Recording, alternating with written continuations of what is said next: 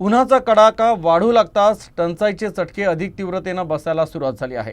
पाणी टंचाईची सर्वाधिक धग असलेल्या चिखलदरा तालुक्यातील आणखी 3 गावांनी टँकरचे प्रस्ताव पाठवले आहे। पाणी टंचाईची तीव्रता पाहता आणखी 2 गावात विहिरींचं अधिग्रहण केलं जाणार आहे। सध्या चिखलदऱ्यातील मोथा गावाला 2 टँकरनं पाणी पुरवठा करण्यात येत आहे। त्याचप्रमाणे 2 गावात विहिरींचं शासकीय अधिग्रहण सुद्धा करण्यात आलं। मात्र आता चिखलदरा तालुक्यातील खडीमल, बहादरपूर आणि गौलखेडा बाजार या 3 गावांचे टँकरचे प्रस्ताव पाठवण्यात आले आहे। येत्या 3 ते 4 दिवसात या गावांना टँकर लागू शकतो। तसंच आकी आणि चुनखडी या 2 गावांचं विहीर अधिग्रहणाचे प्रस्ताव पाठवण्यात आले आहे।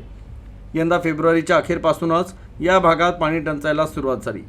मार्चच्या पहिल्या आठवड्यापासूनच तापमानानं 40.41 अंशाचा आकडा गाठला। त्यामुळे उकाड्यात प्रचंड वाढ झाली। यातच काही गावांना टँकर सुद्धा सुरू झाले। येणाऱ्या काळात आणखी अनेक गावांना टँकर लागू शकतात। यंदाचं तापमान पाहता मेळघाटातील जवळपास 450 गावांना पाणी टंचाईचा सामना करावा लागू शकतो। विशेष म्हणजे वाढवणा, रामनाथ, पळस मंडळ, पिंपरी गावंडा, नांदगाव खंडेश्वर, बोर्डी, परसापूर, अचलपूर तालुका, गणेशपूर, दाभेरी, मोर्शी तालुका तसंच मोथा, चिखलदरा तालुका या गावात विहिरींचं शासकीय अधिग्रहण करण्यात आलं आहे।